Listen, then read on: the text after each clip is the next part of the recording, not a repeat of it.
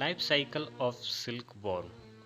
Silk worm को हिंदी में बोलते हैं रेशम का कीड़ा। आज देखेंगे ये इसके छोटे छोटे अंडे हैं और इन अंडों से ये छोटे छोटे अंडे हैं और ये कुछ दाने जैसे फूटे जैसे लग रहे हैं, जैसे कि कुछ सफ़ेद सफ़ेद दिख रहे हैं, वो अनफर्टाइल हैं। फर्टाइल और अनफर्टाइल हैं। इनको एक मिनिमम टेम्परेचर पर स्टोर करके रखा जाता है।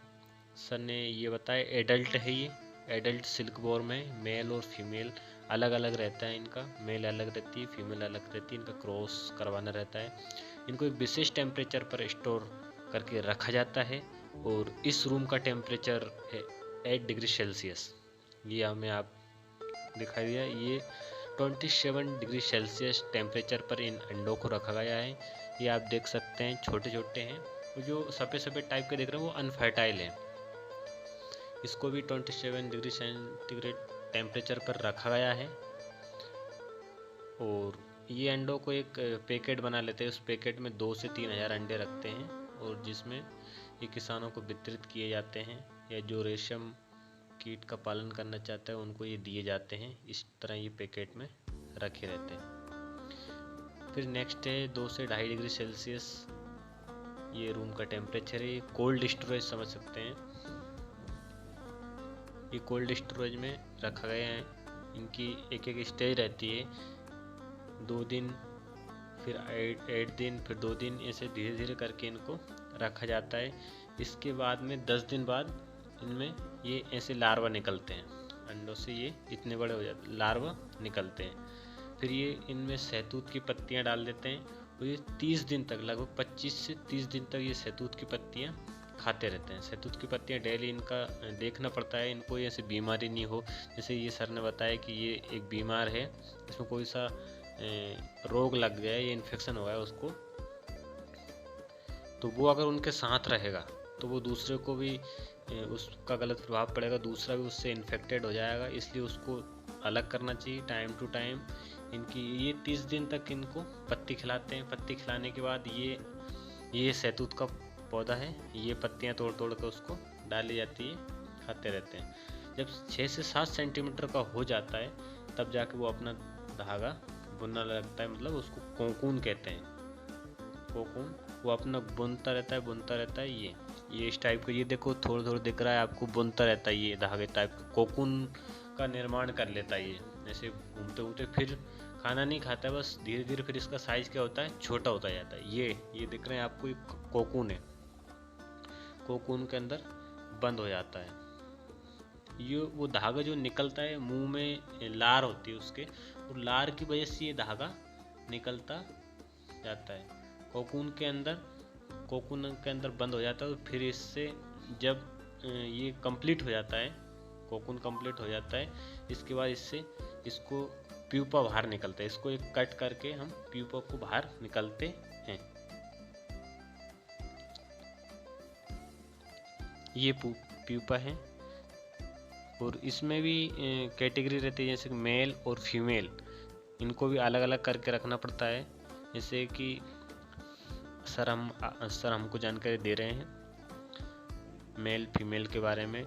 एब्डोमेन का रहता है, जैसे कि मेल जो रहता है उसका साइज छोटा रहता है और फीमेल बिग रहती है। बहुत सारे कैरेक्टर रहते हैं। जैसे एक एब्डोमेन जैसे आगे निशान रहता है, जैसे फीमेल रहती है उसको चंद्र पे थोड़ा सा निशान टाइप रहता है, हमें थोड़ा सा दिखाया सर ने। यस, ये एडल्ट है। जब ये कंप्लीट हो जाता है धीरे धीरे इससे एडल्ट बनते जाते हैं। एडल्ट इससे निकलते जाते हैं धीरे धीरे। और इनको एक ये मेल और फीमेल के बारे में दिखाया जा रहा है।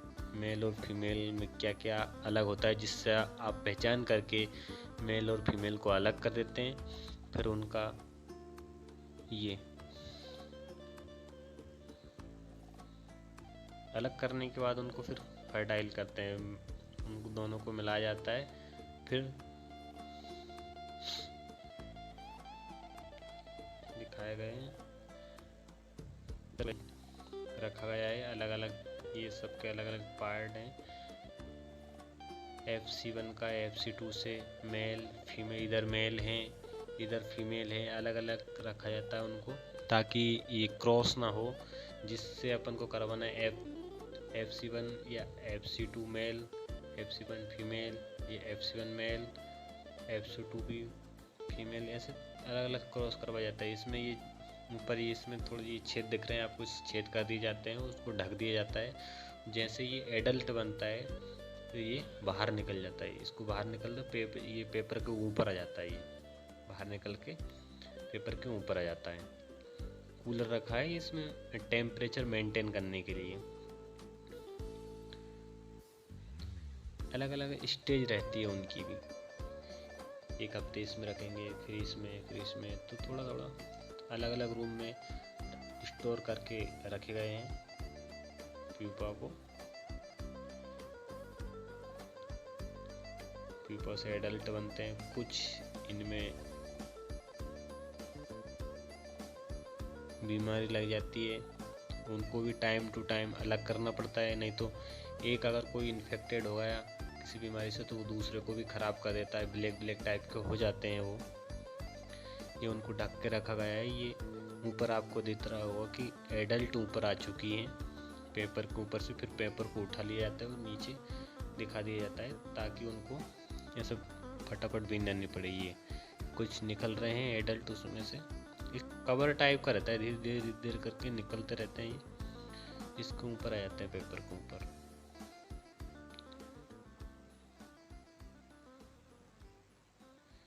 दिखा रहे हैं कि किस तरह से ये निकल रहे हैं छोटे छोटे। ये प्यूपा से एडल्ट बनने की प्रोसेस है। रेशम का कीड़ा, बाद में सिल्क वॉर्म, अपन बोलते हैं ना बी पोजीशन, ओवी पोजीशन, रूम, ये उस टाइप का सब में आज सर ने हमें विजिट करवाया।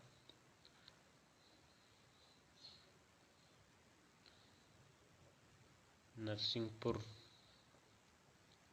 जिला, नरसिंहपुर मध्य प्रदेश में ये कोल्ड स्टोरेज है। वहाँ पे सिल्क वॉर्म कल्चर किया जाता है, उनको स्टोरेज किया जाता है,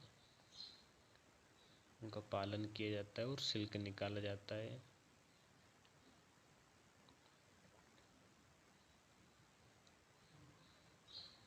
ये इसका तो मेरे को पता नहीं क्या है।